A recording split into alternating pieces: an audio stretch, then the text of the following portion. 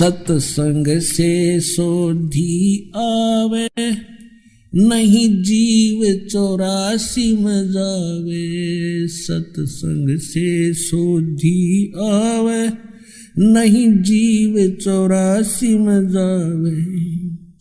अब मेटो द्वेष और राग, हो राग या उम्र बतेरी जाली। अब मेटो द्वेष और राग, हो राग या उम्र बतेरी जाली। तो इसी प्रकार ये काल ने स्वयं, इसमें श्री कृष्ण जी के अंदर स्वयं काल प्रवेश कर गया। श्री कृष्ण भी ये 3 लोक के प्रभु हैं, एक विभाग के। इसके अंदर आम प्रेत नहीं प्रवेश कर सकता। इनके अंदर, इनमें इतनी पावर होती है। तो उनके अंदर काल स्वयं आया और उसने गीता का ज्ञान दिया। तो यहां ब्रह्म बोल रहा है इस गीता को। अब हम परम अक्षर ब्रह्म कहेंगे, उसको पूर्ण ब्रह्म कहेंगे, जो इससे अन्य परम शक्ति है और उसको हमने पाना है।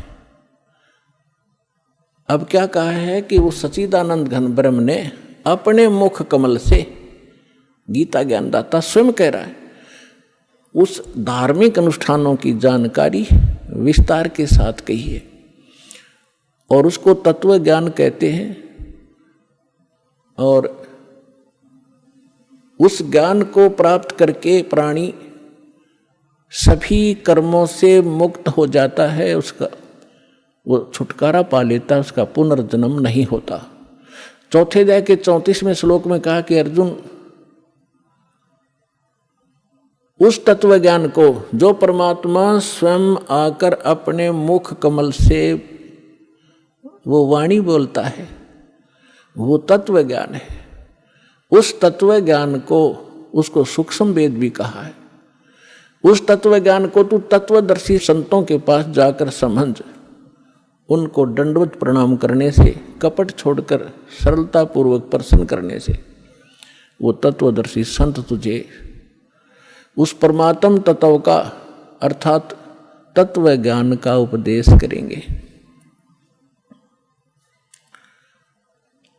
अब 15वें अध्याय के प्रथम मंत्र में उस तत्वदर्शी संत की पहचान भी बता दी है कि जो संत उल्टे लटके हुए संसार रूपी वृक्ष के, ये संसार रूपी वृक्ष है अर्जुन, ऊपर को जड़ है, वो तो पूर्ण परमात्मा है, पूर्ण ब्रह्म है, जिस जो सबका धारण पोषण करता है।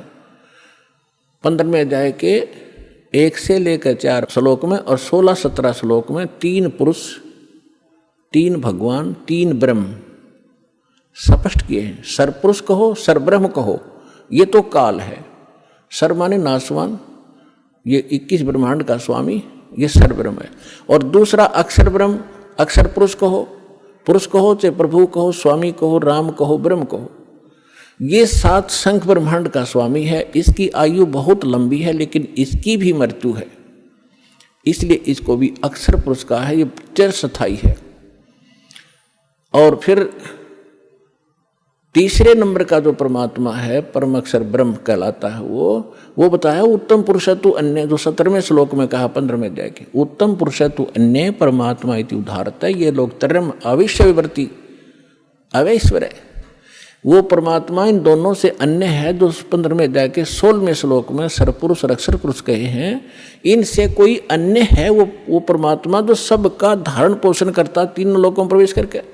तो 15वें अध्याय के प्रथम श्लोक में बताया कि ऊपर को जड़ और नीचे को शाखा वाला ये उल्टा लटका हुआ संसार रूपी पीपल का वृक्ष समझो, एक फॉर एग्जाम्पल दिया है।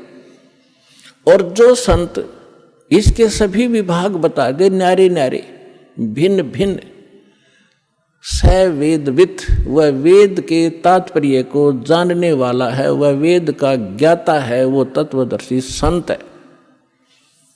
तो पुण्यात्माओं, 600 वर्ष पहले परमात्मा स्वयं आए थे, जैसा उनका विधान है कि वो स्वयं आकर अपने मुख कमल से उस तत्व ज्ञान का प्रचार करते हैं जो हमारे नकली धर्मगुरुओं ने, डुप्लीकेटों ने रिजेक्ट करके कूड़े की टोकरी में डाल रखा था, धानक जुलाहा कह के, उसकी वाणी झूठी कह के। आज दास को परमात्मा ने जोरी बनाया, उस लाल को परखा और उसको कूड़े की टोकरी से उठाकर आज सिद्ध कर दिया कि Kabir is God, Kabir is God, Kabir is complete God.